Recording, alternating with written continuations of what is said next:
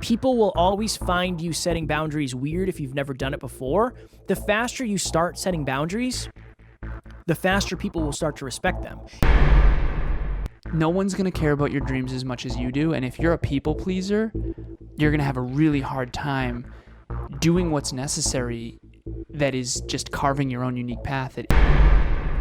Next Level Nation, welcome back to another very special, as always, episode of Next Level University, where we teach you how to level up your life, your love, your health, and your wealth. We hope you enjoyed our latest episode, number 1006, Balancing Fun in Chasing Your Dreams. If Alan had his way, it would have been Harmonizing Fun in Chasing Your Dreams. I like my title better. Today, for episode number 1007, Overcoming Peer Pressure and People Pleasing.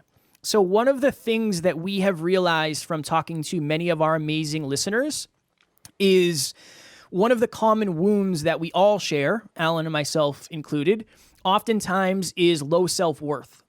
And if you do not believe you are worthy, you are going to fall into the category of somebody who is probably a people pleaser. There's a book called The Four Tendencies by Gretchen Rubin, and the vast majority of humans, I believe it's 80% in her estimate, are what's considered obligers. And somebody who is an obliger is a people pleaser. That is what obliging means. It means putting somebody's wants and desires ahead of your own. So today's episode is focused on that. How do you overcome that? Especially if you're a dream chaser, especially if you're used to just saying yes, even if you don't want to, that's probably holding you back in some way, shape, or form. I remember, this was earlier in our relationship, but Taryn and I went to her mom's house for a cookout. And I told Taryn, I said, hey, I have to leave at noon. I have to leave at noon because I think we were doing team calls on the weekend at that point. Yeah, we were doing team calls. Our team calls were Saturday at noon. And yeah, worst time ever. And I remember I talked to Taryn about it and I said, yeah, I got to go at noon. You know, I have to be on this team call. Even if it's on the car ride home, I have to be at this team call. And we got to her mom's house and her mom said, hey, what's going on? 4-person team back then. Yeah, it was a small team. And I remember when we got there, I think we were sitting outside or something because there was COVID and we were trying to social distance. And I remember her mom said, hey, we're running a little behind on food today. And I said, yeah, no worries. If I don't get to eat, I don't get to eat. And she said, what do you mean? And I said, I have to leave. I have to leave at noon. I have a team call today. And she said, well, what if you don't have time to eat? And I said, it's fine. I'll just get food when I get home. It's no big deal. Like, I have to be on this team call. It's non-negotiable. Like, I have to. I am one of the two people that is like created the team. I got to be on the call. It's just a necessary thing. And I remember, like, as it got closer to time, she kept asking. She said, like, can you stay just a little bit longer so you can eat? And I was like, no, Mom, it's fine. Like, I don't have to eat. It's not a big deal. I didn't really come here to eat. Like, I came here to see you guys. It's not a big deal. And then when it was time, I said, okay, I got to go. Like, I got to take off. And she's like, are you sure? Like, you can't stay? And I said, no, I really, really have to go. Like, this is necessary. I must do this. This is a non-negotiable for me. Now, I do want to put this out there that I tend to be pretty good at this. There's kind of a running joke between Taryn and I and anybody else, really, where if you want to leave, just let me know and I'll just get us to go. Because it's just like, when it's time for me to go, it's time for me to go. When I want to go, I got to go. That's just who I am. And I don't necessarily deal with this at the level that I think a lot of other people do. I don't know where that comes from. I think, again, part of that is because my family was never somebody who would guilt me. They would never guilt me for leaving or not showing up somewhere at a given time. That's not the way I was raised, and I think that's definitely helped me. But I think you really have to lean into setting your boundaries and keeping them. And you have to understand that you're going to regret it if you say to somebody, hey, I have to do blank at blank time, and you don't do it, you're going to hurt your self-esteem. You're really, really going to hurt your self-esteem. I remember one time, Alan, I went over to one of our mutual friends' houses to pick something up. And so this person actually lives where I used to live. And I went over there and I was like, I really, really only have like a half hour. Like, I have to get over there, get what I need, and get out of there. I'm on a very tight schedule today. I have to go. And I went over and I had a really good conversation with this person, but like in the middle of the conversation, I was like, hey, I gotta go. I gotta take off. I got places to be. That's just the way I am. So I don't usually find that changes my decision making that much. So I'm probably not the best person to take advice from when it comes to this, but I do think that you have to understand that people will always find you setting boundaries weird if you've never done it before. The faster you start setting boundaries, the faster people will start to respect them. And you'll also get a very clear picture of people who aren't going to respect them. If they don't respect your boundaries, that's a deeper conversation for you to have. But if you want to overcome peer pressure and people pleasing, you first have to check in with why you're doing it. Well, I'm afraid if I don't do what this person asked me to do, they're not going to like me. Okay, dig deeper. Why? Well, when I was younger, if I didn't do what I was told, I got punished. Okay, why? And then you can really, really dig into that identity level of why is this actually affecting you the way it is. Alan, what's your take on all this?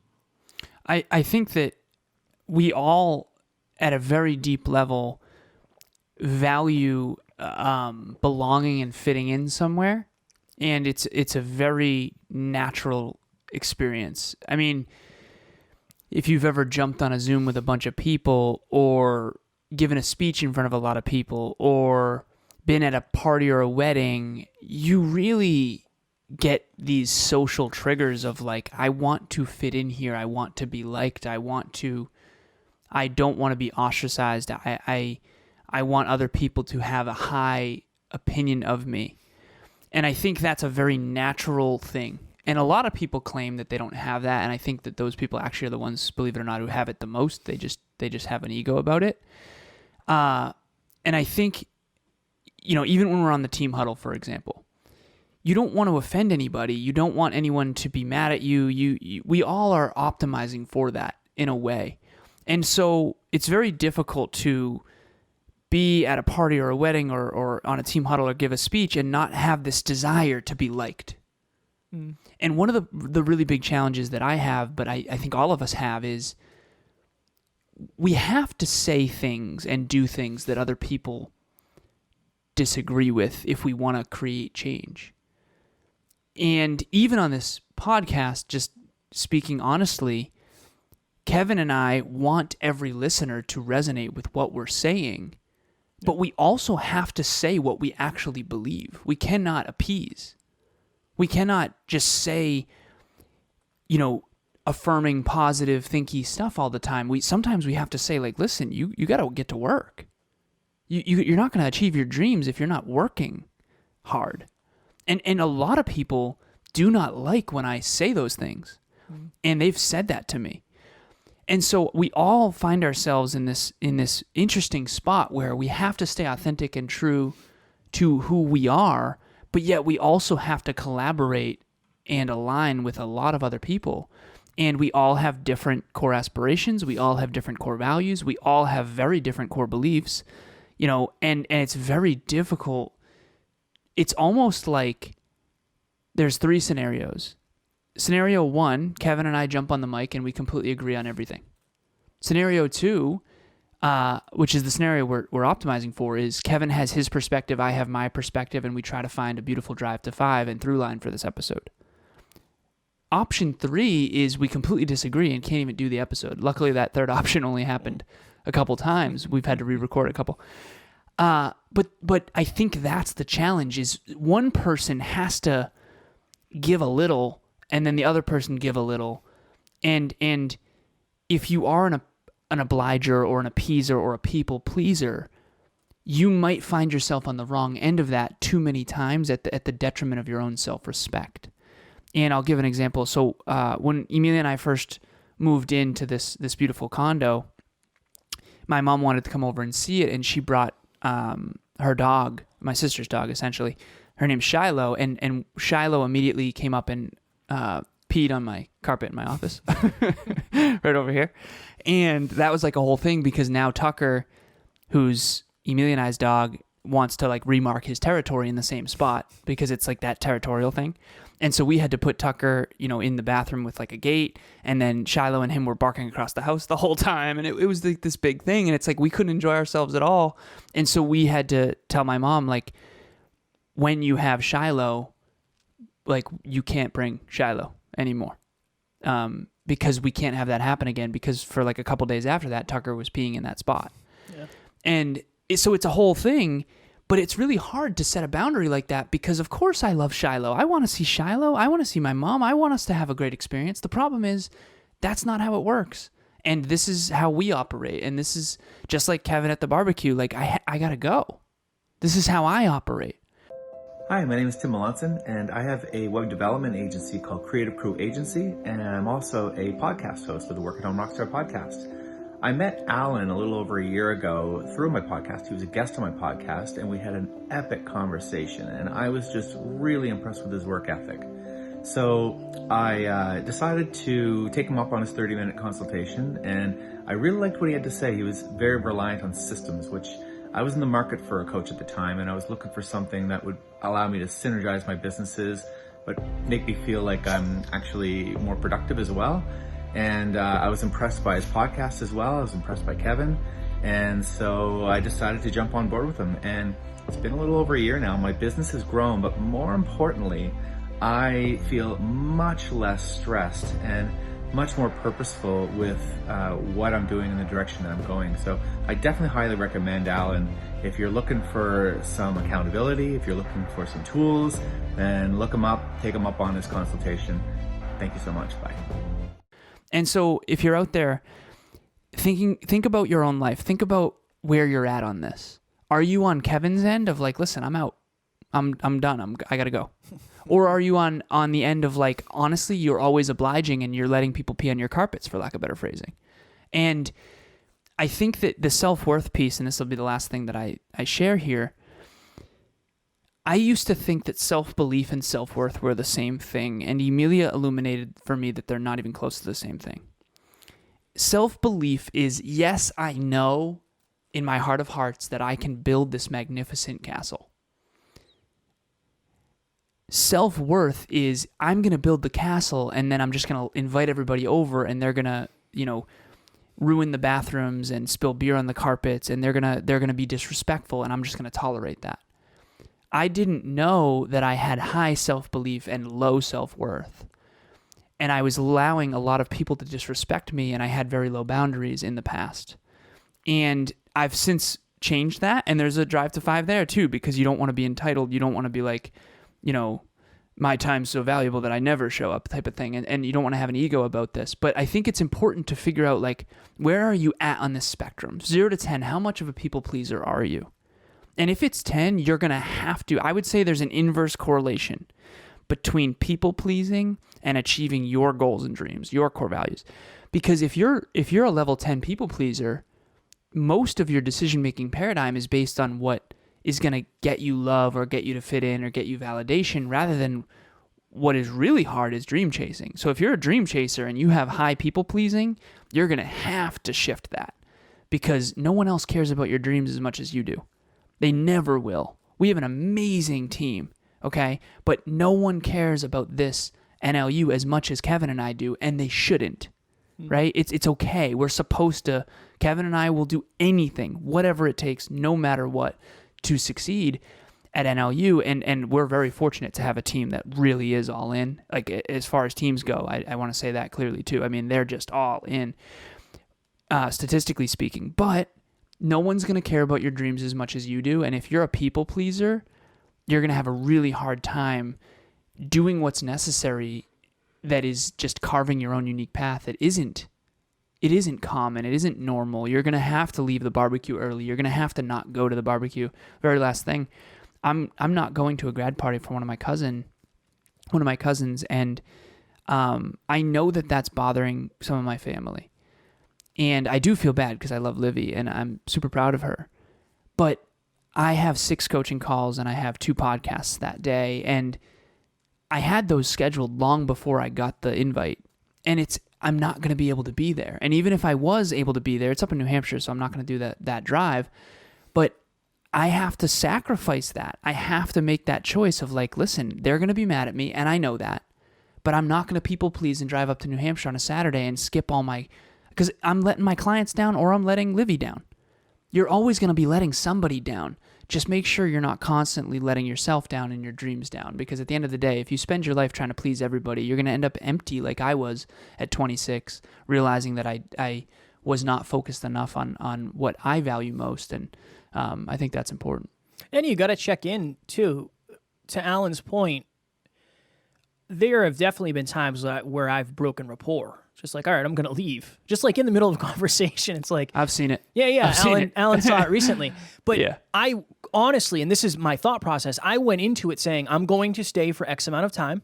Mm-hmm. And when that amount of time, when the timer goes off, I'm going to take off. I literally felt it when I turned around. I was like, well, I just broke rapport, but I have to. This is just who I am. This is what I have to do. I decided in advance. And I'm going to add this quick story. I know this might not land... And I know it's not super, it might not resonate, right? It might not resonate with everybody, but it's an option to practice. So I was supposed to be on a podcast the other day, and this is my rule. If you are 5 minutes late for something, I go. I just leave. Now, I don't mean that in a negative way. From what I've seen, if somebody's 5 minutes late, they're not coming.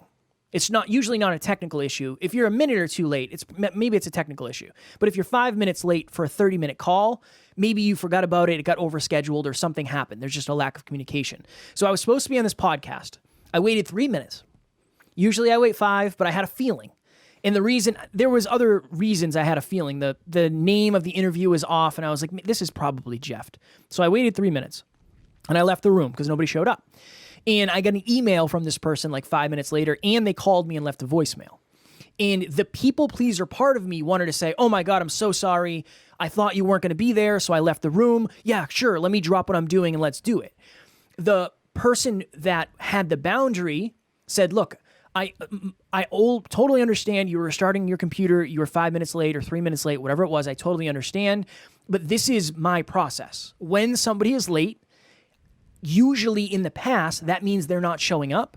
And rather than me stick around for 10 or 15 minutes, I just go to the next thing on my list because I want to make sure I'm getting as much done as possible. I hope you understand. I'm open to rescheduling. I'd love to do it. This was my thought process behind what I did. So that's just an example of maybe that's me testing like, well, maybe I should have waited 5, right? I should have waited 5. I probably overshot the gun, and I don't want it to be from a place of ego. I want to make sure that I'm keeping the promises to myself. I don't want to say like, well, what if they show up at 10:07? Like, what if they come and they're disappointed? No, that's not how I want to live, right? So, again, you can definitely overshoot, and I've definitely done that in the past, so I want to make sure I add to that. Okay, we have to go because we have a call with the team, speaking of our wonderful team. Next level, nation.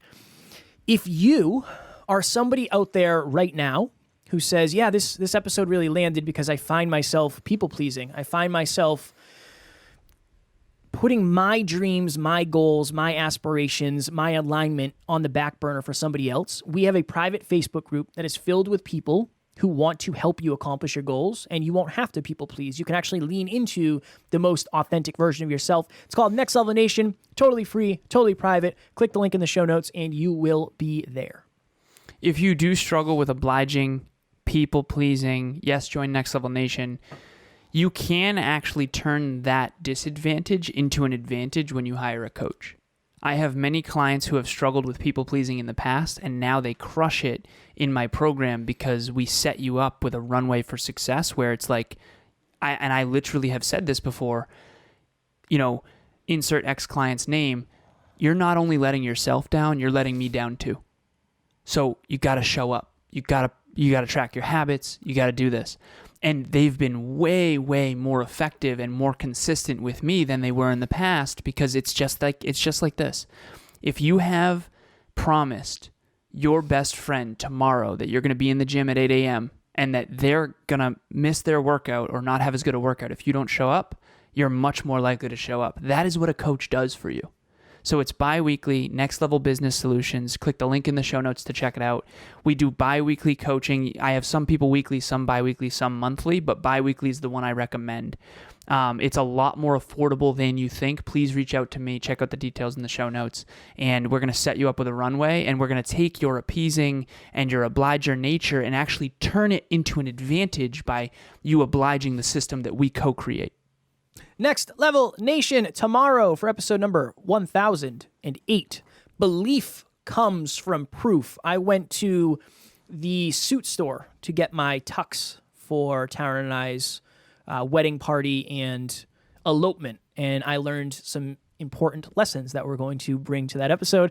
As always, we love you. We appreciate you. Grateful for each and every one of you. And at NLU, we do not have fans. We have family. We will talk to you all tomorrow. Please reach out.